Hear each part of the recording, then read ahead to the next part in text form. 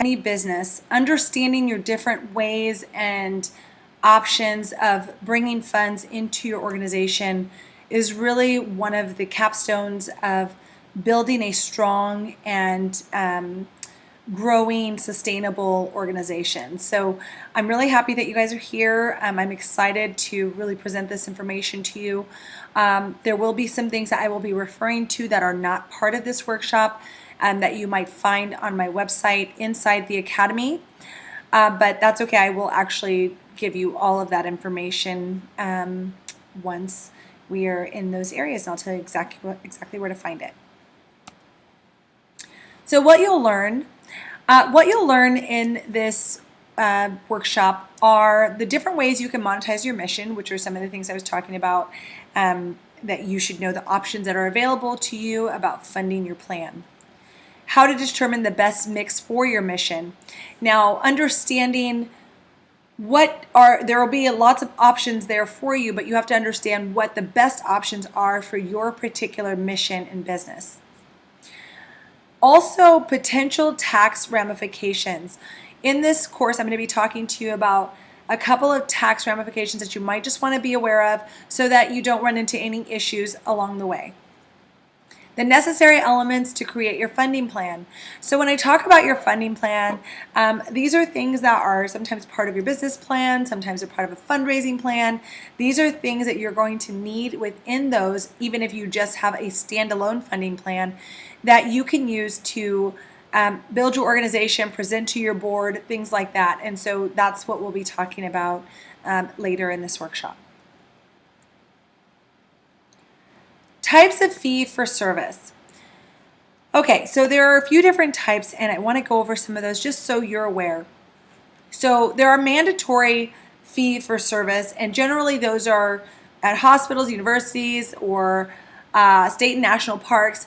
Now, these are not generally used or really recommended at all for nonprofits, because what this does is you basically are not admitted any sort of entrance or service or any sort of programs or anything when it's mandatory unless you pay. What they make clear about the fee-for-service model for many nonprofits is that you can use any of the last four here, the voluntary, the requested, the membership, or the hybrid, and I will go through all of those. Now, the voluntary, which I've put here as least effective, is when you ask for a donation because you're giving something. You could be making a product, you could be giving some sort of service, and you're saying, you tell me the value of this product or service and pay the donation based upon that. Now, the reason, and I think you could probably figure this out, why it's not the most effective is because you're allowing others to place that value, and you're allowing others who may be truly in need of a service to decide how much they can or are willing to give. And generally, this does not tend to raise a lot of funds. And so it's not to say that it won't work. It's just not as effective as our next one. Using the term requested means that we are requesting you to, for this service, the requested donation is $5. Now, if someone wants to go over $5 or they want to give you $3 or whatever, that's fine. But then you have placed the value on your own mission or your own program or service or whatever it is, item that you are putting out there. So requested is a little bit better because it's a little bit more direct and it's a little more clear. Now, one of the things that they do say about both requested and voluntary is that you cannot make people feel bad about not donating. So if someone still comes and they do not give you the requested donation, you cannot chastise them because they haven't done that. Like, that we request donations. That donations are voluntary. You have to just make it clear that this is what we are requesting. This is totally voluntary if you choose to go the voluntary route, and move forward from there. Now, a membership program tends to work well if you have services that you're offering or you have programs that are available. So you have many different programs and you create a membership program to have access to those services and programs. Now, people who are not part of the membership may not get the perks that a member would have. Now, a lot of museums, a lot of like exploratory centers or things like that will have a membership program that you can join, and generally you are required to be a member to access most of the pertinent information or pertinent programs that you would want to be able to access. Without that membership, maybe you can only have a very fringe focused access to that specific program or service. And so this is a good way to start thinking of your organization. Would you be someone who would be better at membership or requested or voluntary? Or are you even, is there any sort of activity or program or service that your organization offers that could be any one of those three? Because if you have any one of those three or a variation of all three, then you would have a hybrid fee-for-service model for your organization. Now, it's not necessary for you to have, a fee-for-service program or organization. You don't have to have that to make funds for your organization, to raise funds for your organization. We'll talk about that in the next one. Some other types of income that you might want to consider would be admin fees. And I say this on a separate slide because this isn't to be confused with fee for service. This is really your admin fees that are built into your organization that you may be very clear about. You may say, we take 15% of every donation that comes through, or the membership fee. If you decide to do a hybrid program and have some of these other areas in there, the membership fee also includes a 15% admin fee so that you're able to take those funds out and actually use them in your program. Now, affiliate programs, those are more like passive income, which is great. And I really think everybody should be using all three of these programs, these types of income in their organization if you can. So affiliate programs are if you are working with children who have autism, or you're working with women who need financial advice or something like that, you might want to consider throwing out different products and services that you feel are beneficial or useful to these groups, because you are now seen as the expert in that area. And when you put out something saying, hey, this is what I do, this is how I do it, and you can also purchase this here, then that allows you to not only give it to your customers and clients, but also to provide that to the public, so that if people find you, whether it's through YouTube or whatever mode you are deciding to use, your blog, whatever it is that you're deciding to use for your organization, they are able to use the code or the link that you've attached to this product or service, and those funds then come back to you. A portion of those funds come back. Now, the big thing with the affiliate programs is that you want to be sure that you are stating that you are an affiliate with this program. Maybe you've been sponsored, whatever the case. If you've been sponsored or you're an affiliate, you need to make sure that you make that very clear so that people know that you are getting a kickback from being a part of this program or service, from using this program or service.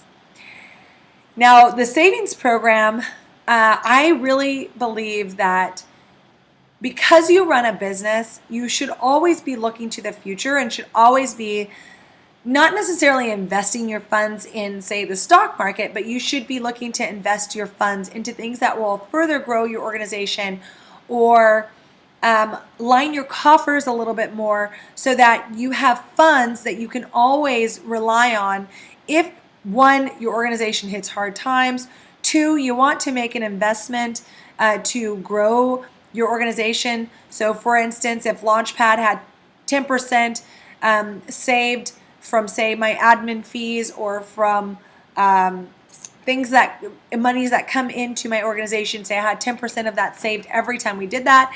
And over time, maybe over 5 years, we have, $5,000 in our coffers that we are able to use for growth and sustainability of our organization. Maybe we would start something like a camp. Maybe we would invest in something like a camp for kids, and it's open to the public so that we are able to raise funds through that avenue.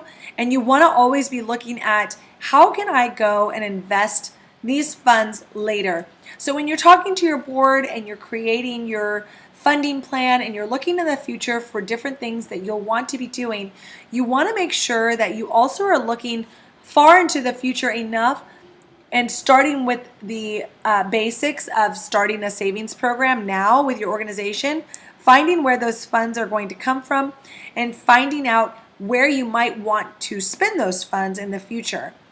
And the reason for that is sometimes it's good to start an endowment. Sometimes it's good to invest in another program or service that you can partner with someone with, or that's already running and maybe you want to purchase and start using that as an avenue for income or funding or any sort of expansion, anything like that. And I think honestly, the savings program of 10% is really critical to building up your investment strategy, okay? And that's why I say that you have to not think of yourself as a nonprofit as far as a financial situation. You have to think of just, you're a nonprofit, yes, but you are a business, you are a corporation, and you're a business. And so you need to be looking at this like, how am I going to grow my organization over time?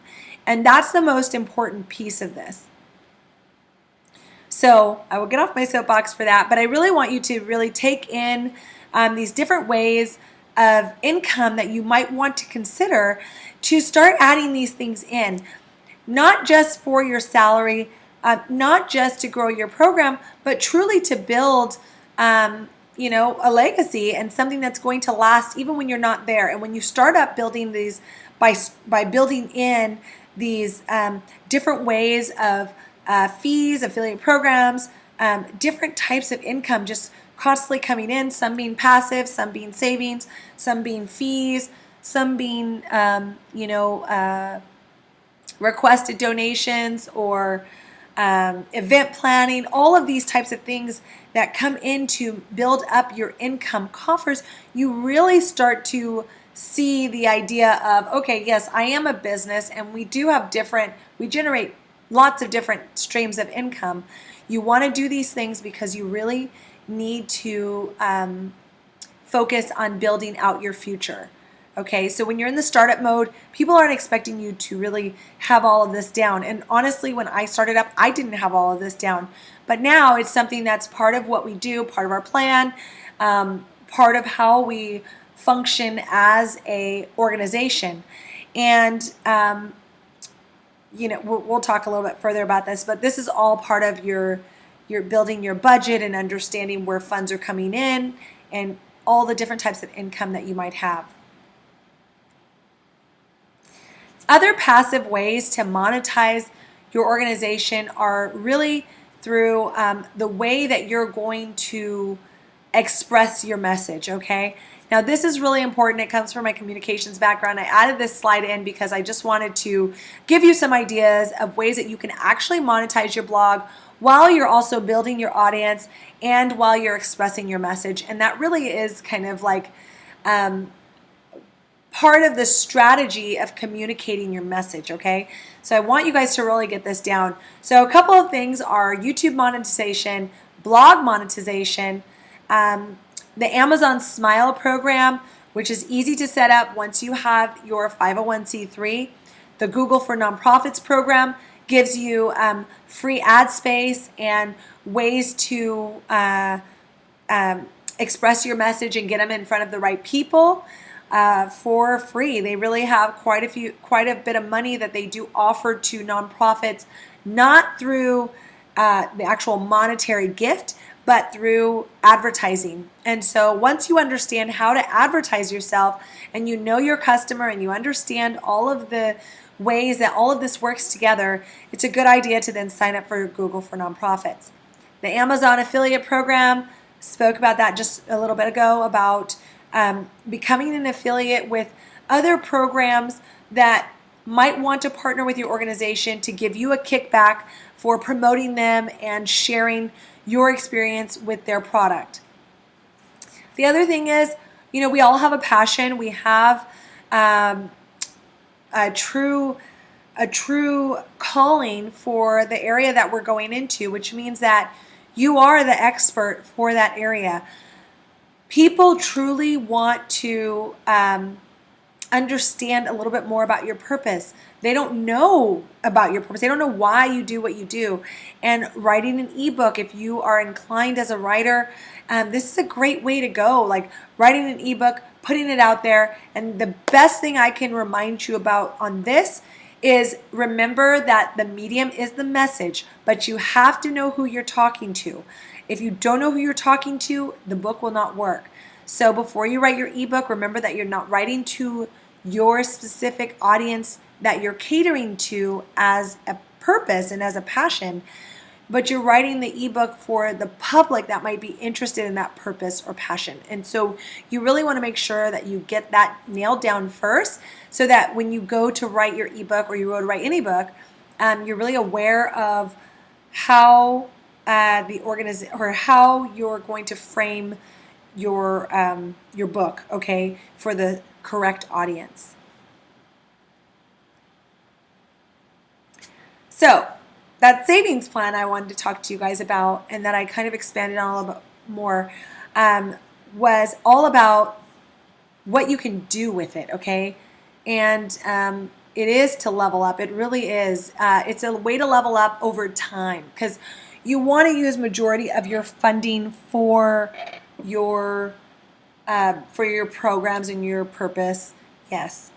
But 10% of that, say 10% of $100, $10 from that over time then builds up enough for you to invest in something that will further the program's mission, which are, like I mentioned earlier, endowments. A program that generates its own income, such as camps or purchasing a building that people can rent from you, or and that's a little trickier. These are things that obviously you would want to speak to a lawyer about and make sure that you are going about it the right way. But don't think that nonprofits can't purchase buildings. Don't think that nonprofits can't be running a camp for the public, or they can't have investments. They can, and they should. And so it's just really important to be able to protect yourself and protect your board and your investments.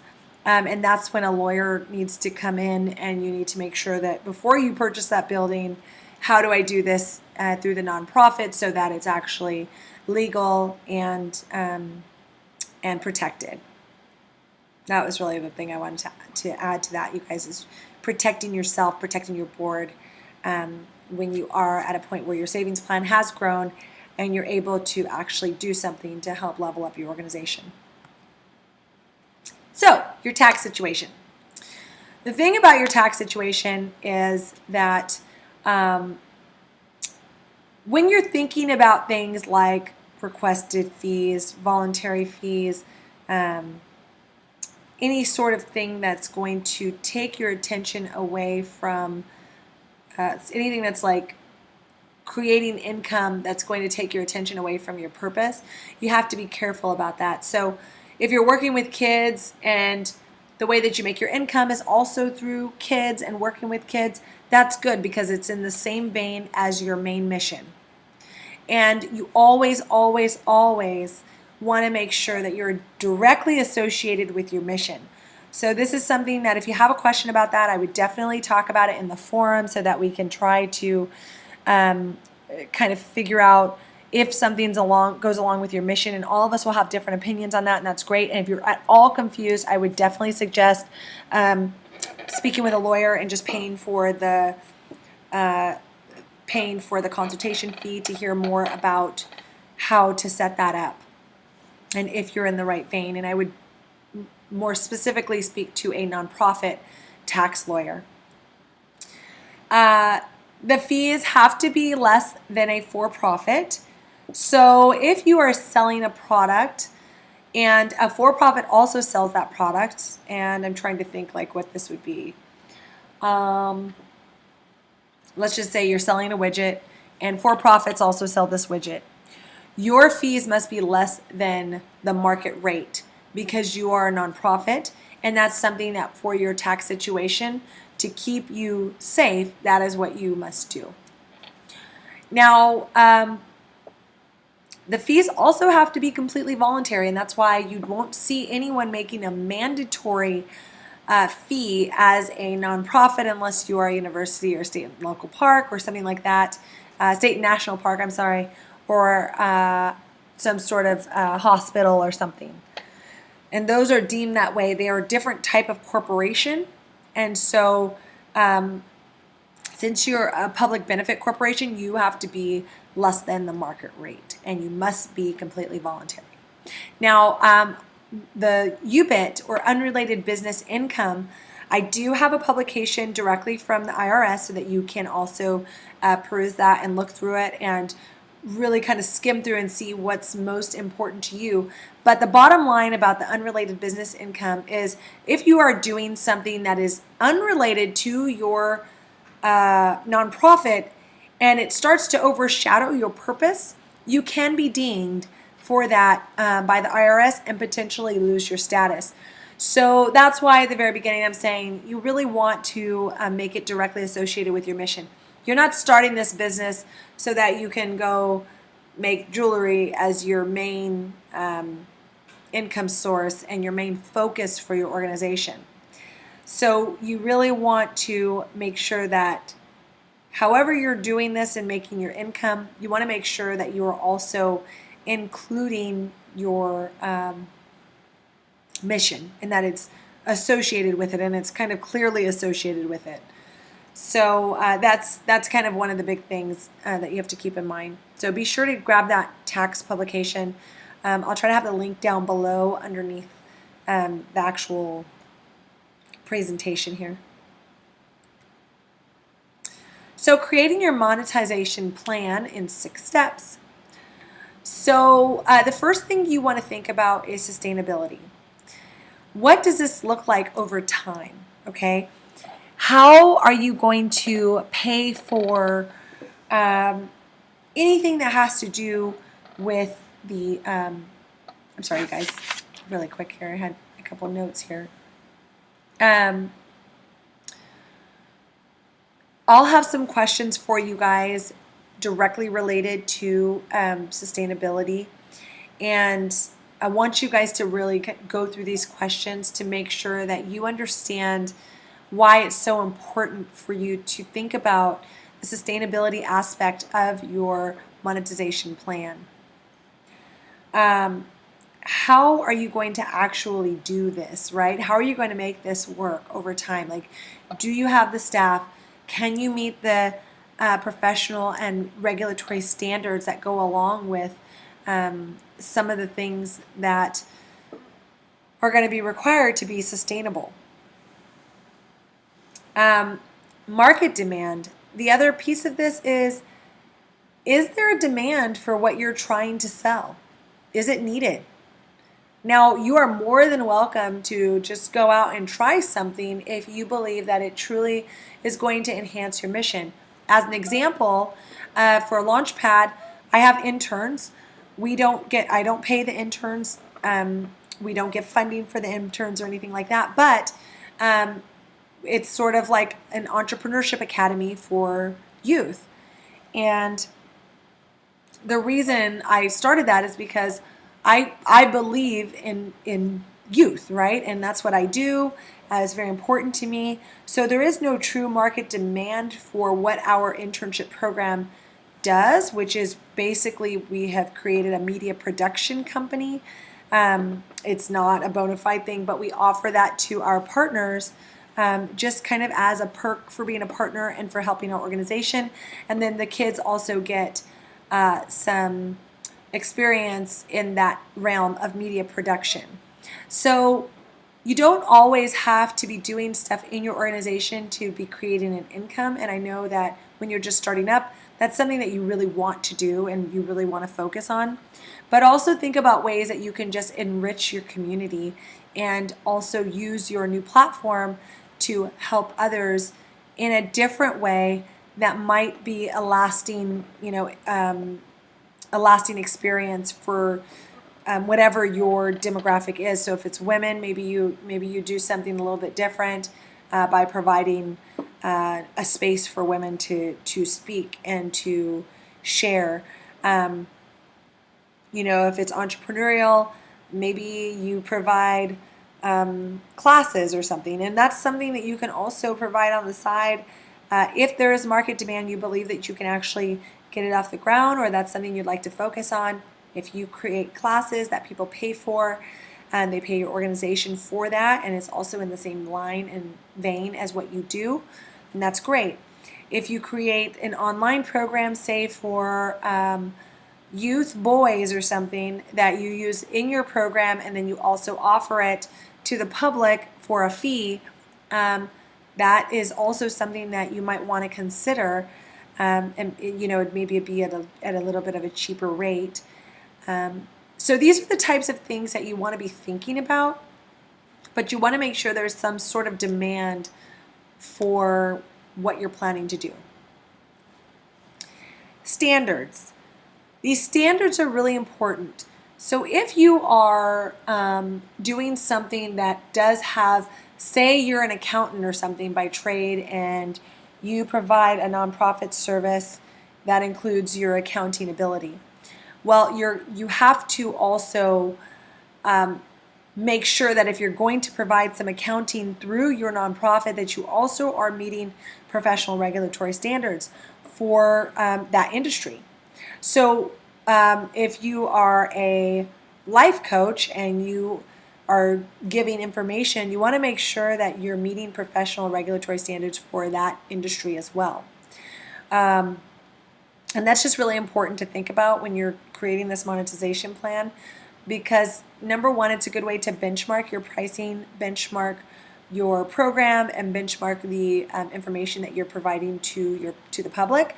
And also it's a good way to make sure that you are providing information that is correct and not going to steer people in the wrong direction, right? Because this is your nonprofit that's at stake. Associated costs. So oftentimes, you'll say, I'm going to start this, I'm going to do something, and you forget that there's all types of costs that go along with that, right? You have to think about the admin costs that are associated with it.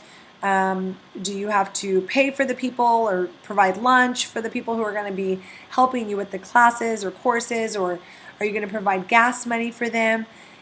If you are doing things, there are always associated costs with making money. So you have to make sure that you understand what those associated costs are, and then when you go to create your actual pricing, you know that you have already added in the associated costs that are going to keep the program or the service running.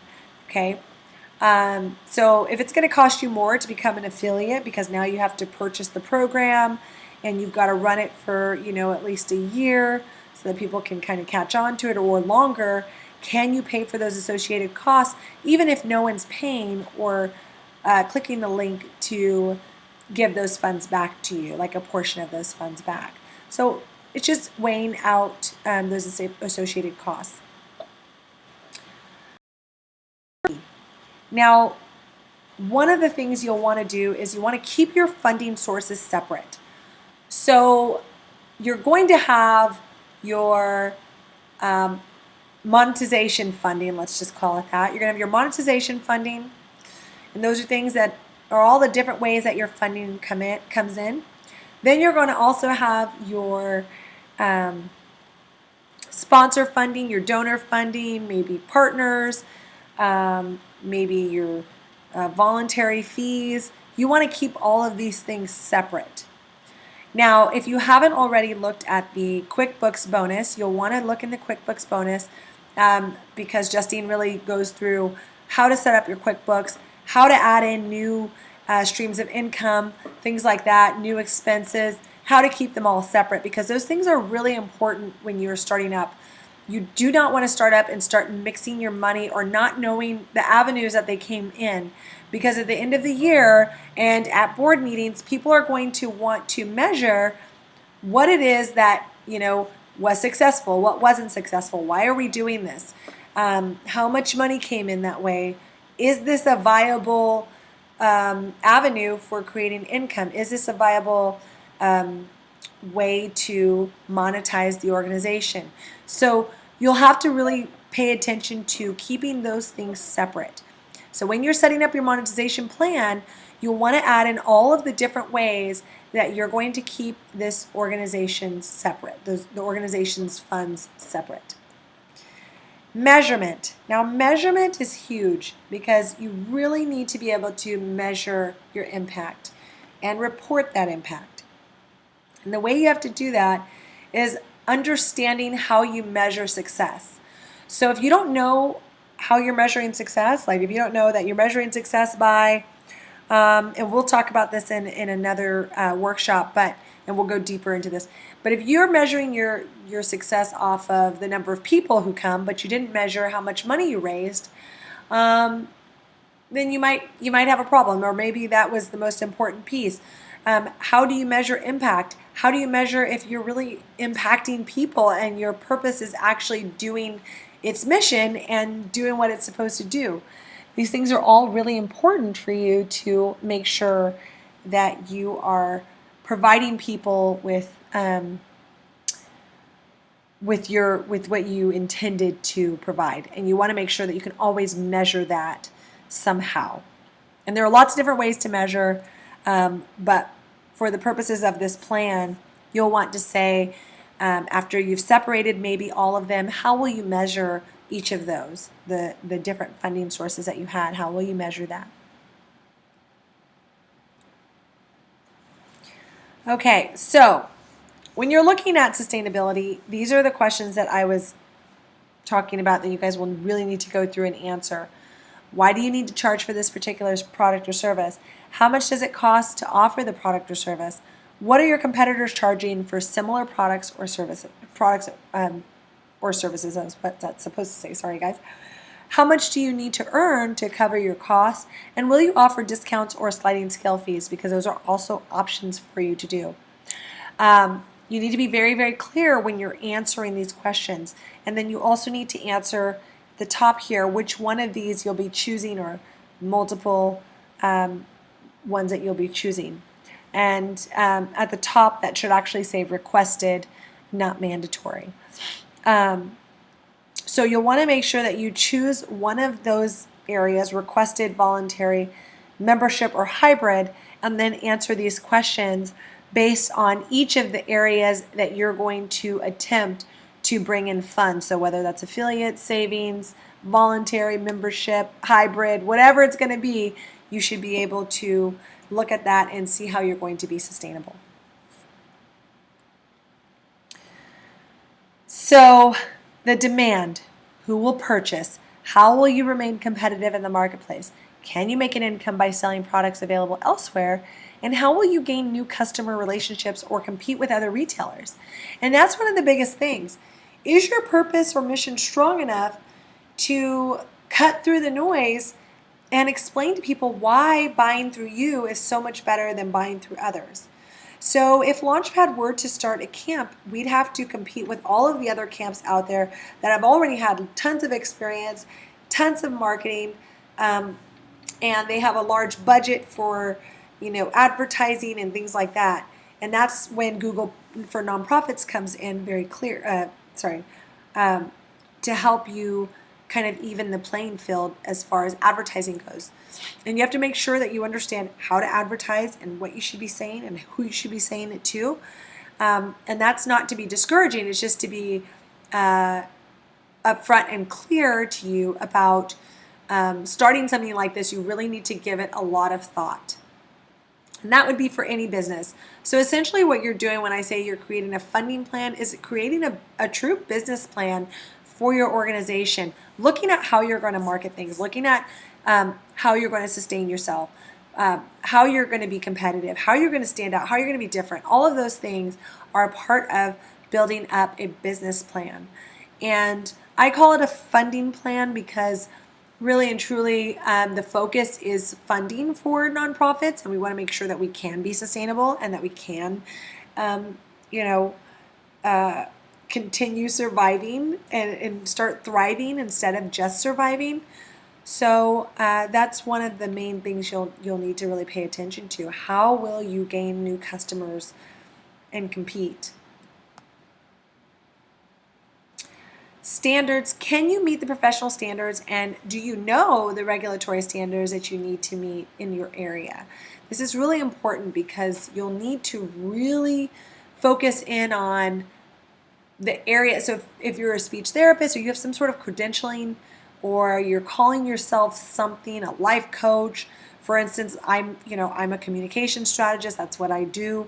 I know the standards that I have to meet. I know that I have the backing behind me to teach those things, communication strategies. So you want to make sure that you understand, if you're calling yourself something, that you are able to back it up, and that you are also, like, what are the standards that you would need to meet in order to provide that program, service, or product. Funding sources. So some of the sources that you might be looking at are receiving grants, donors, and sponsors, and memberships. You have to keep all of that in mind when you are trying to get an income. And the reason is because sometimes these funding sources have their own, what's the word I'm looking for? They have their own stipulations on what kind of funding you can receive, or if they're okay, your donors and sponsors, are they okay with the program that you are planning to start or service that you're planning to provide? And how are you going to also explain that, hey, this is what I'm doing now, this is how the organization is going to run now, these are the types of things that we are going to these are the types of things that we're going to be implementing. Your grants, at least governmental and foundational, they need to know about those things. Your donors and sponsors, they want to know about those things. You have to think of all of these people as stakeholders. And if you have a membership program, they also need to know. And they're all considered stakeholders. So just like a for-profit business has to worry about and explain what's going on to their stakeholders, you have that same responsibility as a nonprofit, just to a different audience, which is your governmental and foundational grants, donors and sponsors, and any current memberships that you might have. So we talked about measurement already, and basically it's the same things. The last thing that I do want to add to this is, you will need to report that to both your board, to your stakeholders again, and you need to know how you'll report that and who you're going to report that to. Who needs to know? You really need to make sure that you're clear about who needs to know. And these are things that you can always build up with your board. They don't have to be decided just by you. You can totally get help on that. So it's important to just realize that measurement is a really important key to having a successful organization. So some of the things that you need to know are, like I said, the regulations of other funders, marketing plan. You'll need to learn how to market your new services. And we've talked about some of that in the promoting your purpose workshop, and also learning how to brand yourself in the branding workshop. Board approval and input. These are key. You will need to have your board's input. You will need to have your board's backing. It's very, very important because you need to have a solid board that is willing to, spread the word. And when they talk about the organization, they know all of the areas that they can actually put input, and share with the public and what they can say and what they can't say, and what we tell our funders and what we tell our donors and all of these things. So your board really needs to have the tools to be able to talk about your new product or service along with you. Administration structure to handle the new fiscal responsibility. So you need to be able to have structure in place to be able to manage the volunteers that are going to be helping you, or the bookkeeper who might be doing your books. How are they going to know which is which? How are you guys going to explain that to each other and communicate that with each other? Which can be kind of difficult, because if you call one thing, a type of program or service, and your bookkeeper calls it another thing, things can get messed up. So you have to be very clear on the communication that you're using with your board, number one, and then also with your bookkeeper and any other stakeholder that is part of your organization. And the new fiscal responsibility is huge, because if you're bringing funds in, you need to know who are those funds going to when they come in.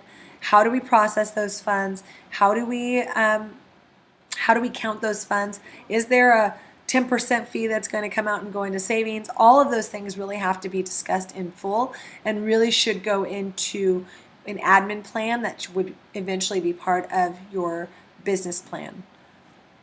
And so when I talk about your business plan would be encompassing your marketing plan, your admin plan, your fundraising plan, your budget. It would be encompassing all of these different areas.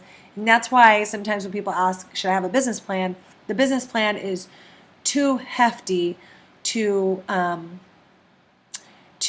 really tackle all at once. You really have to break it down into different areas. Get those areas lined out, maybe make a one sheet out of those areas, like how to market your services, or how we're going to administer the new fiscal responsibility, how we're going to promote things, how we're going to fundraise. You're going to have lots of different elements that are going to go into your business plan. So that's why I call this specific area your funding plan, and not fundraising plan, your funding plan. And you can feel free to call it your monetization plan if you'd like. So a couple of things that I also wanted to include were just, when you go to start these things, remember that you could put yourself in a worse position than you're already in. And that could be things like chasing down money. Like, what will you do if you don't get the funds that you were supposed to get for providing the service that you said that you wanted to provide? And these are the types of things that you ask when you ask yourself, is it worth it? Is it really worth my time to add this on? And there are lots of great ideas that I've come up with for my organization to monetize, but the risk is that I might be taking so much away from my mission, and maybe we don't have the infrastructure just yet to be able to add in a new fiscal responsibility. So it's very important that you keep these things, stay aware of like what's going on with your organization. You have to keep the pulse on that, because you're at the helm of your organization and you really are the captain. You have to really look at, can we create the admin structure? What type of risk is involved? Will it turn off your current donors or people who support you right now if they see you, selling something, or like if it's not perfectly aligned with your organization's purpose, it could deter some of your donors. And one of the things you might want to do is even ask your donors, participants and supporters, your funders, look into the if you're currently receiving a grant, kind of look into the fine print to see what they do allow and what they don't allow, and just be very clear. This is more of a process than it is a quick decision. This is something that you really need to think about. Is this something that we can actually do? Is this something we should do? Is the risk too high? Do you have enough people to bring this on? Can you do it yourself? When will you have the time to do it? It should be so clear to you when you go to add this in that you can actually look through the whole plan and answer questions from your board, answer questions from your supporters very easily because you've thought through most of it. So, in order to create this plan, these are a few things that I suggest that you have in there. Number one, your organization's mission. This is just to use as a compass and keep you clear about what your full direction and purpose of the organization is.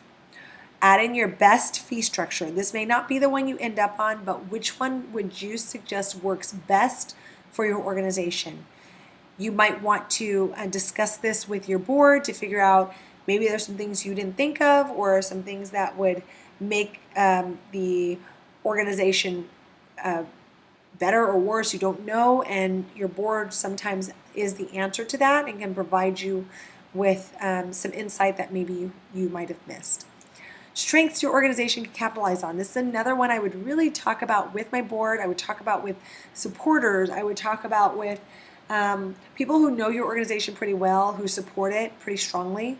And I would ask them, like, hey, what are our strengths for our organization? What do you think is something that we are not capitalizing on? And you can say, as a business, we're looking to add in, more ways to gain income. What would you say is one of our strengths? Mix up the fee-for-service option with other options for income. You don't necessarily have to learn to do fee-for-service just because that's what we talked about today. There are lots of other options that you can start doing right now that maybe you're not even doing already, like savings plans or adding in admin fees that are totally respectable to have in, and I would definitely say to keep your admin fees at like 15% or lower to be reasonable.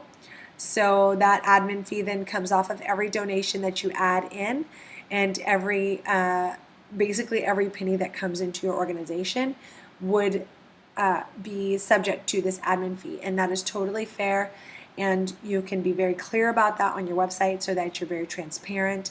And then for your passive income, if you're somebody who gives financial advice, or you're somebody who gives advice on how to live with autism or how to live with some sort of disability, you can provide the things that work for you. Maybe there's a specific wheelchair that you love, or maybe there are certain handicap like handicap inclusive places that you attend that you can suggest, and maybe that's what you write your blog on, and you write your blog about how to live an easier life with a disability, or whatever it is. Like, you're constantly learning, and you can use that as a way and a platform to help your organization. So you just have to think about what your best mode of communication is. Maybe you're better at YouTube, maybe you're better at writing. Whichever way, both of those things are able to provide a passive income to your organization. So you really want to think about the different options that you have, and then choose the one that's best for your organization, or choose a mix of the ones that are best for your organization, and create a plan to basically implement them on a tier. So maybe you first start with the one that is going to be the lowest hanging fruit, and maybe the lowest hanging fruit is writing a blog and starting to make a passive income that way. And then the next thing you're going to start doing is creating a savings plan, and then admin fees, and then creating things that you can sell or whatever. But you don't have to do it all at once. You can do it through a tier option, and talk to your board. And basically this is showing your board that, hey, I've thought through this. Here is what I think we should do. And then your board will give you feedback, and then you will be able to assess that and kind of reevaluate the plan, or maybe you and your board are going to reevaluate the plan and create a stronger funding plan in the end. and incorporate both your marketing plan, your admin plan, your stakeholder communication, how you're going to communicate this, and also include your fee structure. So it's really important, guys, that you think of this as more of like, okay, I now know the tools I can work with to gain more income and bring more income into my organization. Now let me see what's the best tool for the type of organization that I have that's going to help me and not necessarily hurt or hinder me from accomplishing my organization's mission. You want it to be a help to you. So that is the end of the presentation and workshop today. I'm sorry I didn't really get to show you guys my face today. I've been sick for the last week, and so I wanted to make sure that I got this out to you. As you can hear, I got a little stuffy in throughout this, but also it's a little bit shorter than my normal presentations, and I will try, if I can, to get this. I'll have any other resources and tools that you guys can have on the actual site. So I really hope that helped you guys. If you do have any questions, please, please, please leave them in the discussion forum. I will actually make a new discussion for this, for the Academy, under Monetize Your Mission, so that we can really talk about any questions that you might have. And I'm really excited. I think that you guys will, I hope that you learned a lot from this, and I'd love to see if you guys ever started doing any of these options for your organization, because it's very empowering to run a business that you know has a way to build and grow and create sustainability for yourself. That's why I call you guys entrepreneurs with purpose, because you are an entrepreneur, you are running a business, and you really need to think that way when you are coming up with your monetization plans and the options that you have available to you. So I truly hope this helped you. Again, if you have any questions, please leave them in the discussion forum in the Academy under the Monetize Your Mission. All right, guys, thank you so much. I will see you soon.